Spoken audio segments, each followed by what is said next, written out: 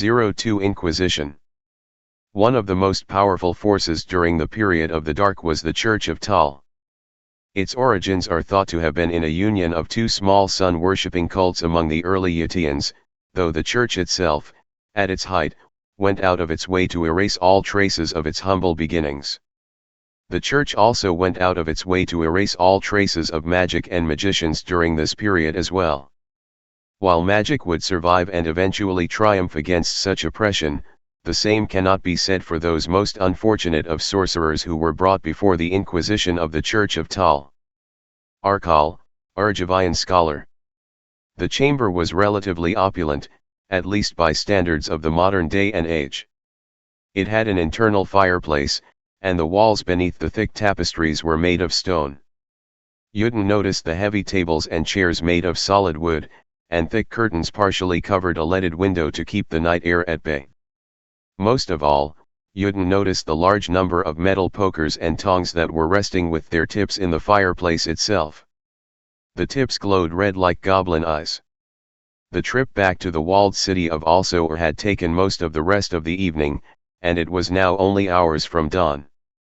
The best time for an inquiry, Fosca had noted with sarcasm, since most executions were scheduled to take place as the cloud-filled sky lightened with the promise of a sunrise that would never come. Fosca had been manacled by Brother Tanner with ornate bracers fastened at the wrists, so he had to hold his arms crossed in front of him. The bracers looked like cast iron, but were inset with a spidery pattern of a silvery metal. The pattern looked like spun sugar set into the darker metal.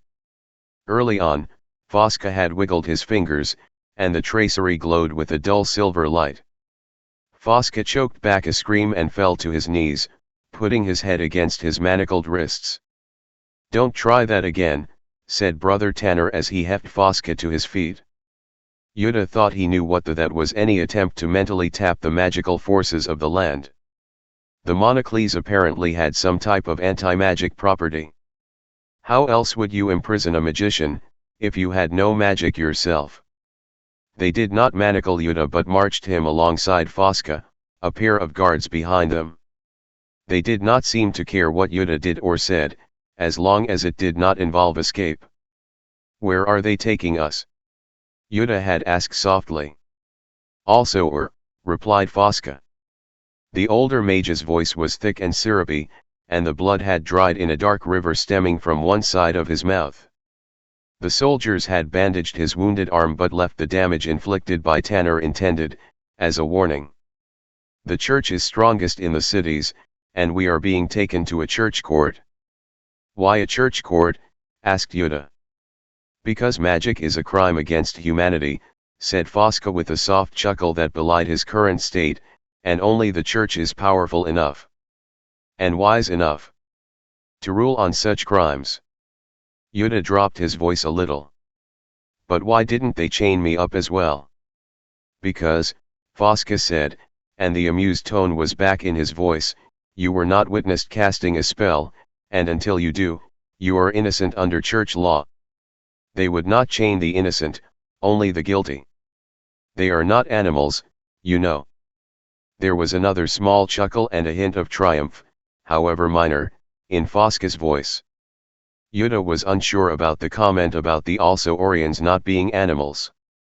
The guards had returned from their pursuit of the goblins with a collection of grisly trophies, heads and hands, that were dumped into a bag and brought along with them. Youdin noted that at least one of the trophy heads had the hair burned from it, and he wondered if Fosca would be credited with the kill. Now, in the enclosed chamber on the second floor of the church embassy in Alsor, Jodah looked at the heated tongs and pokers in the fireplace and wondered again about the humanity of the Alsorians. He felt a shiver run up his spine which had nothing to do with the cool, evening air leaking through the curtains. "Lovely decor," muttered Fosca to no one in particular. "Love what you've done with the place." There was another breeze as a door to their right opened and closed. A massive priest entered, followed by a pair of female scribes. No, the massive figure was a priestess, though she looked large enough to beat the Alsorian guards 2 out of 3. She was broad-shouldered and tall, with a lantern jaw and heavy, brooding eyes that seemed twisted in a perpetual scowl. She took long, heavy strides to the desk, the hem of her habit gliding along the hard stone floor and sounding to Judah's ears like a legion of snakes. Her robes were white and marked with the double sunburst of Tal. In the firelight her garb was the color of pale and corrupted flesh. The huge priestess sat down on a massive chair behind the desk. Jodah thought Fosca would mention that the chair, a huge, ornate monstrosity, looked as if it was structured specifically to hold her frame, but the older man said nothing. The priestess rested her elbows on the oak desk, templed her fingers, and regarded the prisoners. Jodah felt another shiver as her eyes swept over him, regarding him and discarding him in the same instant. It felt as if she could peer into his heart, exposing any sin, real or imagined. As he shook, he felt her eyes leave him and pass on to Fosca. She stared at the older man for a longer time, then asked in a gravel-throat voice, "What are the charges?" One of the scribes, a plain girl who had to hold her tablet close to her face, said, "Sorcery, your grace." The heavy-set woman let out a grunt. "And are there witnesses to the crime?" Brother Tanner spoke up now. Your grace. My company was tracking a group of goblin raiders through the northern hills when we witnessed a fountain of unnatural light springing from one of the hillsides. When we arrived, I and my men were witness to a battle between the sorcerer and the goblins. The wizard set his opponents alight from a distance with hellfire and witchcraft. My men charged into the battle and dispatched the goblins and then arrested the sorcerer. Jodah opened his mouth to speak, to contest the charge, but there was suddenly a heavy, gauntleted hand on his shoulder. The gauntlet belonged to the guard behind him. He looked at Fosca, and the older man just shook his head at him. "Are the brothers' charges true?" said the priestess to the older mage. "Well, that depends on your definition of truth, my lady," began Fosca. The priestess interrupted, slapping a meaty palm down on the table, "I am not your lady. I am Primata Delphine, in the service of the Order of St. Zil, most revered be her name. I have full authority in matters of rooting out sorcery in the eastern city-states, so toy with me at your risk. You will call me your grace, or Primata Delphine. Am I understood?" Fosca nodded slowly, carefully digesting both the primata's words and her heated tone. "I understand." "You understand what?" snapped the primata. "I understand," said Fosca, pausing only a moment, "your grace." "Again I ask you," she said, pressing her fingers together, "are the brothers' charges true?" "They are true in that there was a fountain of light on the hillside," said Fosca solemnly, "and that it was likely sorcerous in nature. Indeed, my companion and I saw it as well and went there, much like the goblins and also our own noble knights, to investigate it." "And the charge that you attacked the goblins with hellfire," prompted Primata Delphine, her tone as level as a stone crypt. "I would hesitate to say that I attacked anyone," said Fosca, warming to the tale, "rather, that the goblins attacked me, or rather us. I had taken the precaution of scooping some hot coals into a cup and tossed them at the goblin leader when he charged toward me." "Your grace," said Brother Tanner, "the goblins burst into flame at a wave of the sorcerer's hand. I had no idea that goblins were so flammable." Fosca managed a brief shrug, despite his wound and manacled hands. Jodah had seen Fosca's act of innocence before, a play usually presented for the benefit of a rent-demanding landlord or an outraged patron. Often his glib, easy lies brought a smile and occasionally got them off the hook. The priestess sat there stone-faced. "Are you saying that a brother in the Holy Church was wrong?" "Wrong," said Fosca, blinking innocently. "I cannot imagine a servant of the Holy Church ever being wrong, as they are guided by the light of Tal. I merely state that the illustrious brother, in his zeal and holy fervor, might see one thing and conclude another." The corner of the primata's mouth tugged, and Jodah thought that as close to a smile as the large priestess was capable of. "Your wits are nimble," she said, "and it takes quick thinking to be a sorcerer. You do not do your case good by being quick with your mind, or by being glib with your tongue. I understand, Your Grace, said Fosca, bowing slightly, and I appreciate your understanding and wisdom in preventing an innocent man from being accused of a horrible crime. Primata Delphine made a noise that was halfway between a chuckle and a grunt. She turned to Jodah. And you, boy? Is what your friend says true? Or does Brother Tanner speak the truth instead? Her eyes bored into him, and Jodah felt his throat constrict and his mouth turn suddenly dry. The young man began, then coughed. I saw what my friend Fosca says. I also saw what the good brother described. I can understand why the brother feels that there was magic involved, for it seems miraculous that a single man could stand up to a company of goblins.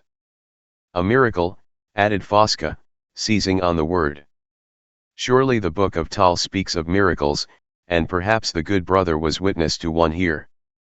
Silence, snarled the primata, and Jodah knew that Fosca had played one card too many in this particular game. The priestess' eyes remained focused on Jodah. Your accent is strange, lad, she said. You're a northerner.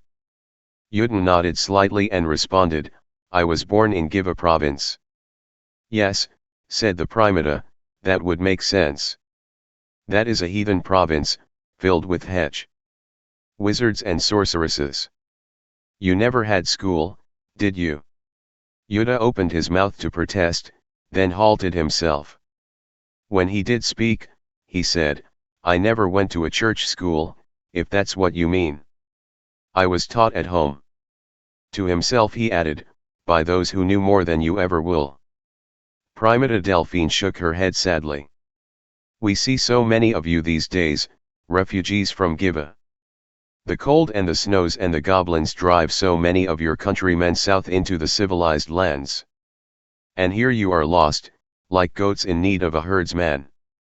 The church, she added, can act as that herdsman. As a guide for you. She rose from behind the desk and slowly walked around it, speaking as she lumbered forward.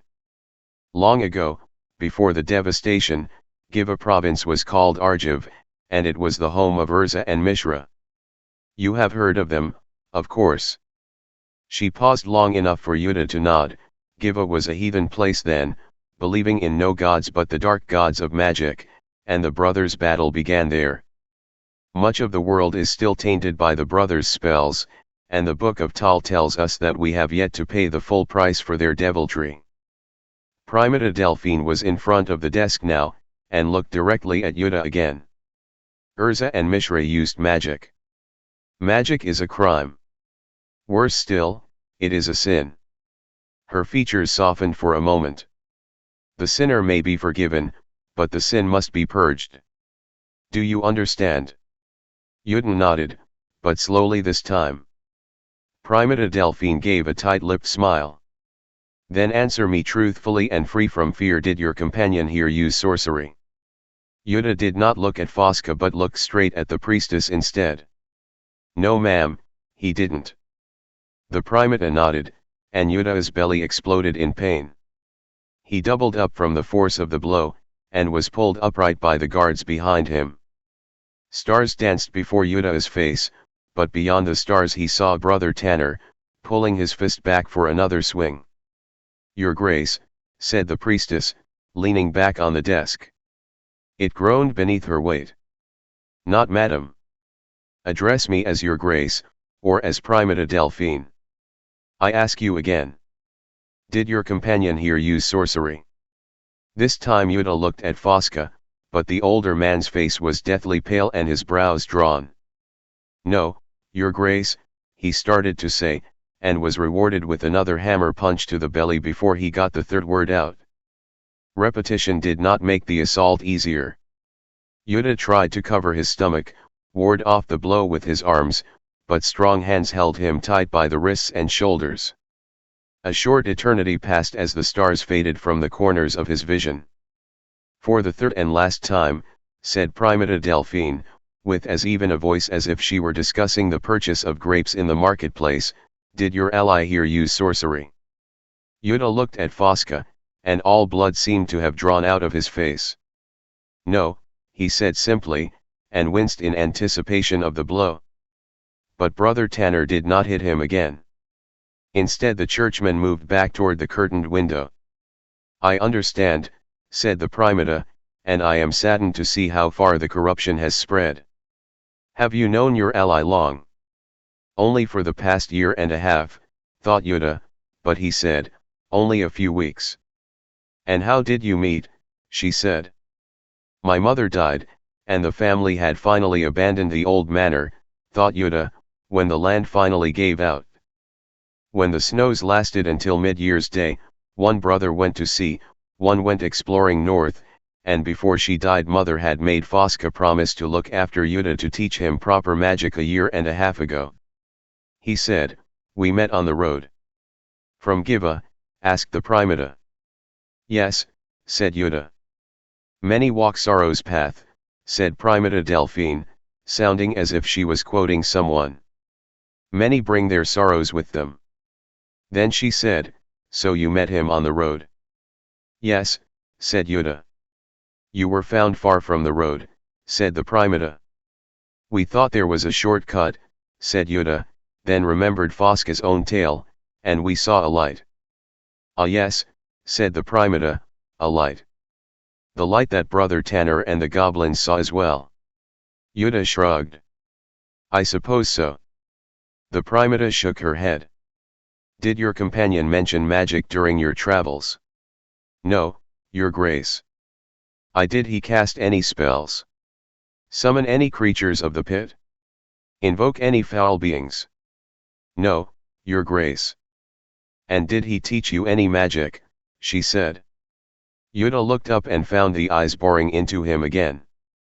"No, your grace," he managed, but his voice sounded as weak and false as a tin coin. "Michelle," said the primata, and the near-sighted girl set down her tablet and went to the fireplace. She pulled the poker from the flames and walked to the priestess. The tip of the iron spike glowed like an orange-red star. Primata Delphine grasped the poker by the grip, and walked toward Fosca. "Did you pollute this lad's mind with magic?" "No, your grace," said Fosca, but his voice was hollow and his eyes never left the tip of the poker. She waved the hot tip inches from Fosca's face. "I ask you again, have you taught the boy magic?"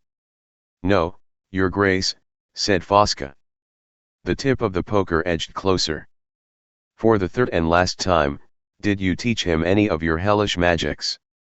Fosca swallowed hard, and gasped, "No, your grace." The primata stepped back, and regarded Fosca carefully. Then she raised the poker again and without looking, pressed it slowly toward Judah's face. Strong hands were again on Jodah, and the young man tried to lean away from the outthrust instrument. He could feel the heat growing as it approached his face and felt the tears well up in the eye closest to the heat. It already felt as if his cheeks were on fire. Another few inches and he heard Fosca's voice gasp, "Stop," and the heat receded slowly. Jodah looked at Fosca, and the older man's shoulders were slumped in defeat. "Do you have a statement to make?" said Primata Delphine, her eyebrows raised, the corners of her mouth tugged back in a false smile. Fosca was silent, and the priestess repeated herself, again, "Do you have a statement to make?" "A statement about magic." Fosca looked up at Jodah and chewed on his upper lip. "A third time I ask," said the primata, grasping the hot poker tightly. "Do you?" "Jodah," said Fosca, in a voice that seemed to issue from the grave, "show her." "Show her," said Jodah, blinking in disbelief. If the one sure way to condemn yourself was to cast a spell, asking him to cast a spell before these people was suicide. Did Fosca suddenly want company on the martyr's pyre?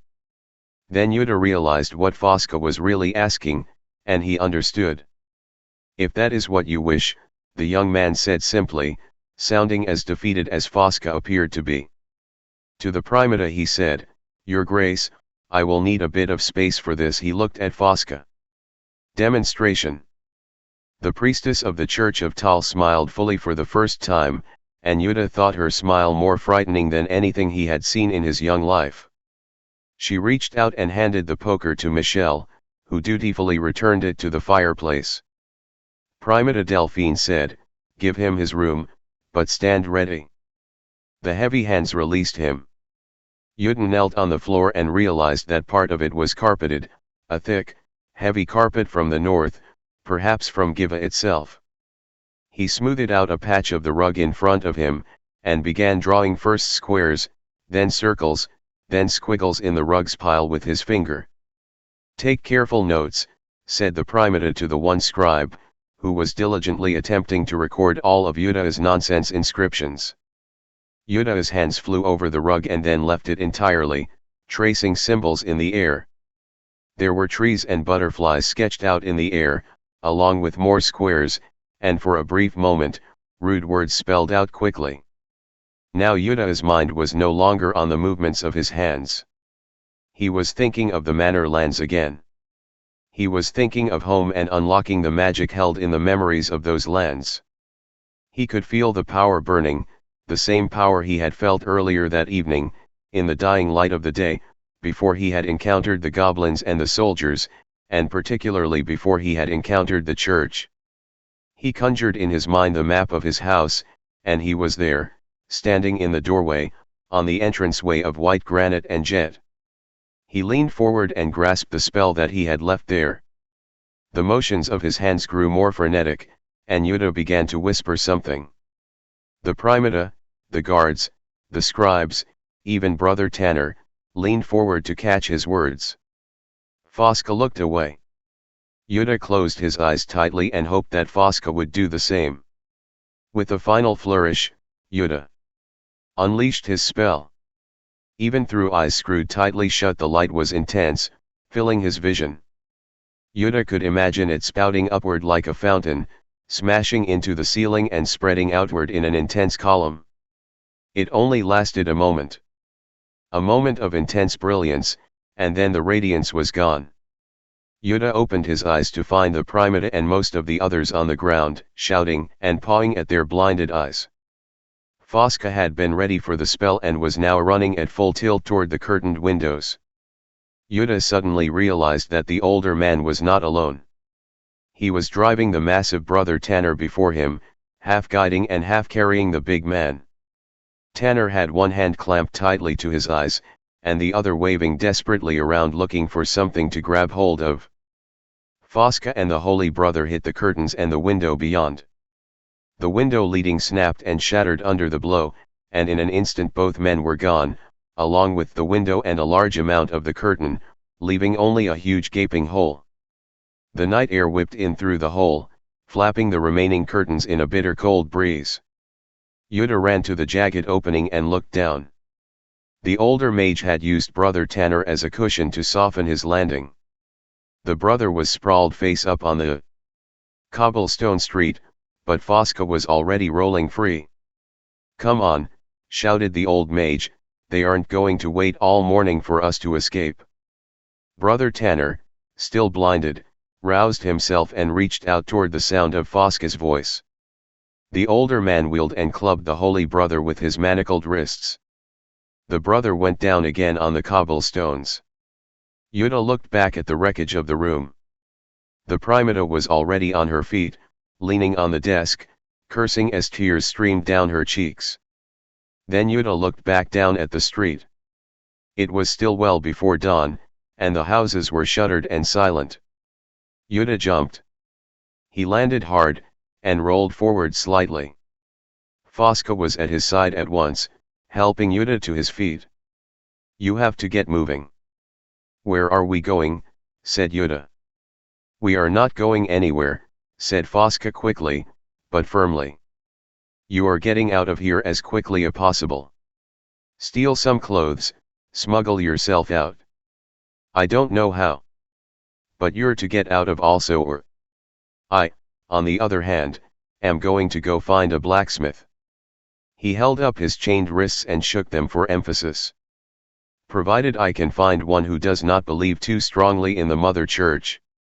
"I'm going with you," said Jodah. No, said Fosca sharply. Together they will spot us a mile off. I promised your mother I would protect you, and I'm going to do that, even if it means that I have to lead the church hounds away. Do you understand? But no arguments this time, said Fosca, and Jodah saw that the older man meant it. The next big city-state is Ghed, 3 days to the south and west. It's a port city.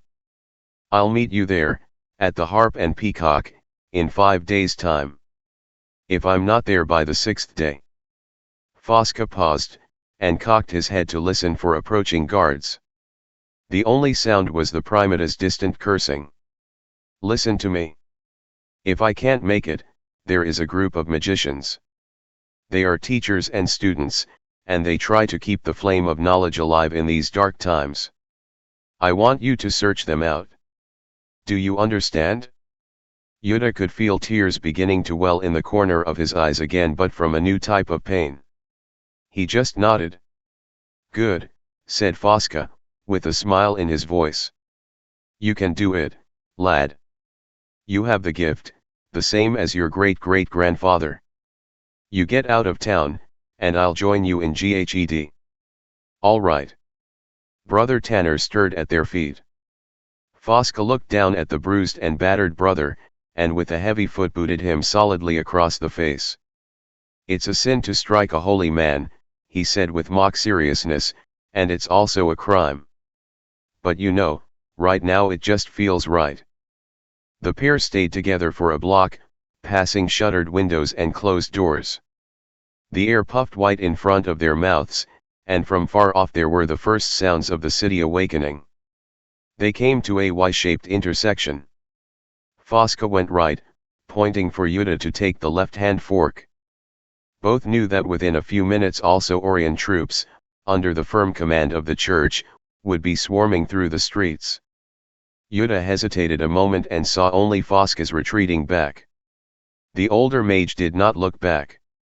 Jodah took the left-hand fork. There was no immediate sound of pursuit behind them, and Jodah willed himself to slow to a walk. A running man was always guilty, or at least remembered. Around him, the city was starting to come alive, and Jodah was heading toward one of the market districts. Already some of the merchants were stirring, opening the heavy overhanging shutters of their shops to catch the early risers. There was a yeasty smell of bread in the air, and the first pony carts passed him on the street. The sky was lightening now to the grey dawn that seemed to forever hover in skies over Terra-Zr. Somewhere else in the city, those accused of crimes against the church were being led out to wooden posts set in the square and bundles of wood piled around their feet. Jodah wondered if Primata Delphine was overseeing that important ritual.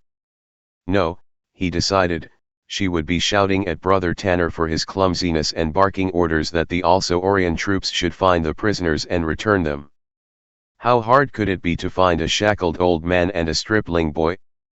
All too easy, thought Jodah, as more people began to fill up the streets. He felt simultaneously protected and vulnerable. His presence on the streets of a city in the early morning would be less questioned, but any one of the people on the streets might remember him and pass on that recollection to the guards who would come looking for him. They would have his description, both his and Fosca's. Jodah would have to steal different clothes, he realized. And probably shave off his beard and mustache. The last one was a blow against his vanity, for it had taken him a month to get even the sparse growth he had managed, but Jodah would rather be alive and unfashionable than look good for the Inquisition's burning stake. He knelt down and checked his boots. The dagger had been confiscated, of course, but the other boot still held the mirror that Fosca had given him. Delphine's inquisitors had thought so little of him that they had not even searched him for additional weapons. When Jodah looked up he saw the guards. There were a pair of them, lounging outside a vendor's booth, their pikes leaning against a wall. One of them was laconically chewing on a dried apple while the other was talking, apparently about the weather, staring at the lightening sky and squinting, looking for some hint of the sun. They did not look like soldiers intent on a citywide manhunt. Indeed, they did not look like they were intent on anything more than breakfast and the end of their shift. Still, Jodah could not afford to be spotted. He rose slowly and backed up, first one step, then a second. Of course the guards were not hunting him and Fosca. Where could the two fugitives go? The city-states of Al-Sor was surrounded by walls 10 feet thick and gates mighty enough to withstand all the other city-states combined, it was said. The Primata did not have to send troops looking for her prisoners. She could wait until Fosca and Jodah tried to leave the city and arrest them at those gates. Or the escapees would have to stay within the city walls and wait for inevitable recapture. Jodah took a third step back, and one of the guards glanced up from his apple. A young man walking backward would be suspicious, and Jodah froze, and tried to look at a point 5 feet to the left of the guardsman. The guard surveyed the area over the dried remains of his apple, then went back to his meal as his partner still watched the sky for a break in the cloud cover. Jodah spun on his heels and headed in the opposite direction, looking for the first alley to dodge down and hide himself in. There would be more guards in the merchant districts, he realized, as the various businesses would be accepting shipments and readying their stock for sale. The worst place for a wanted, escaped prisoner, and a would-be clothes thief. Better find somebody's newly washed clothes hanging out and do it soon, Jodah thought. Disguised, he might be able to try passing unnoticed out of the heavy gates of Al-Sor. Despite himself he looked back, long enough to see the one guardsman toss the core of his apple aside. His partner had gathered their short pikes, and apple guard took his from his companion. Then the pair of them headed down the street. Toward Jodah. A thin alley appeared on his left, snaking through a collection of fishmongers' shops, and Jodah dodged down the narrow passage. He was convinced that the guardsmen had spotted him and were now following, waiting for the right moment to strike. Full flight was now the only option. Jodah ran 2 steps down the alley and slammed into something hard. He rebounded, falling backward on the fog-dampened cobblestones. The something he slammed into was covered with thick cloth, but beneath the cloth was the unrelenting firmness of granite. Jodah looked up into the cowl of a hooded figure and wondered if he had run into a statue that had been wrapped for transport. Then the statue moved, and Jodah tried to scramble backward away from the thing. It was taller than Jodah but hunched forward. Its shoulders were at the same height with where its hidden ears should be. Its face was partially concealed beneath a long, drooping cowl, but all Jodah could see beneath the cowl were more rags wrapped around its face. It was robed in dark, grayish rags the same shade as the sky above them. The same colors Jodah might had seen the night before, when something had tripped him in the forest. The ragged man held a long, blue-white, thin-fingered hand out, palm down, fingers splayed. Jodah froze in place. The ragged man brought his other hand toward what would be his face, a single elongated finger raised toward his hidden mouth. Jodah stopped breathing. With his first hand the ragged man pointed toward the narrow entry of the alley. The 2 guardsmen walked past. One was walking slowly, the other still staring at the sky. Neither looked down the alley. Jodah let himself start breathing again. He looked at the ragged figure in the alley. In the increasing light the figure seemed to grow less imposing. He was tall but more emaciated than powerful. He seemed solid, but the morning breeze tugged at the frayed hem of his robe. His arms were too long and too thin to be human. "Who are you?" Jodah said in a gravelly whisper. He cleared his throat and asked again, "What are you? Can you help me get out of the city?" The ragged man pointed toward the entrance of the alley, and Jodah slowly rose and crept along the wall to the main thoroughfare. Across the street was a fishmonger's stall. Its overhanging shutter was already open, and both husband and wife were laying out the wares: salted fish, likely from the port city of Ghed. They were arguing as they laid out the dried shad, shark, haddock, and eel on low wooden tables in front of the shop. Of greater interest to Jodah was a small wagon in front, hooked to a pair of old, worn-out horses. The wagon was half filled with barrels, 3 feet high. As Jodah watched, one of the other workers in the shop rolled another barrel out of the doorway and hefted, unaided, onto the back of the wagon. Empty barrels, then, thought Jodah. Salted fish had to come overland from Ghed, and they wanted the barrels back to use again. Empty barrels. Heading for Ghed. Jodah turned to ask the ragged man what he thought. The creature was gone. Only the grey walls, the shade of his tattered clothing, remained. There was a crash behind Jodah, from the direction of the fishmonger's shop. Something in the back of the shop had fallen, and both husband and wife hustled back to the scene of the disaster, leaving the front of the shop unguarded. Jodah crossed the street, and looked both ways. The street was still mostly deserted, for the moment, save for a few merchants worrying about their own stock. The young man clambered onto the wagon and pushed down on one edge of a barrel lid. The other end raised. It had not been set firmly, because it carried nothing important. The unpleasant aroma of concentrated salt and ancient fish burned in Jodah's nostrils. He looked around, and there were no guards, no one paying attention, no one who apparently thought he was anything more than a workman rearranging the barrels. Jodah stepped into the barrel and crouched down, refastening the lid as he did so. He lost the last bit of light as he heard the returning voices of the fishmonger and his wife. His barrel rocked as similar barrels and additional crates were loaded onto the wagon. After a short while, there was the cry of the teamster, and the wagon lurched forward. They moved agonizingly slowly at first, threading their way through the streets of Al-Sowr. Twice they stopped, and Jodah was sure that they were at the heavy, mechanically powered gates of the city, but each time they started up again after a brief interruption. The third time they stopped it had to be at the gates, for there were indistinct voices beyond the barrel. One was rough and guttural, the teamster himself. The other was equally rough, but authoritarian, perhaps the captain of the gate guard. Then there was the hollow noise of an empty barrel being thumped, sounding like a toy wooden drum, then another, then another. A cold drop of sweat ran down Jodah's back. The guards were checking the barrels. A Jodah-filled barrel would sound very different from one containing only the odors of salted fish. The thumping got nearer, though it was erratic. Were they checking every barrel? Wondered Jodah, or were they checking only the ones that they could reach? Despite himself, he stopped breathing again.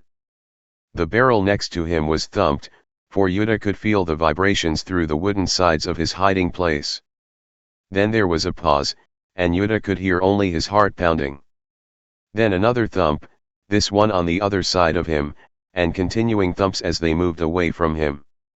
At last there was the authoritarian shout, and the wagon began to lurch forward again. Only then did Jodah take a deep breath, and he had to fight to contain the gagging cough from inhaling bits of particulate salt and fish that had been within the barrel for far too long. Jodah would get out of Al-Sowr. He would be able to creep away from the wagon and reach Ghed.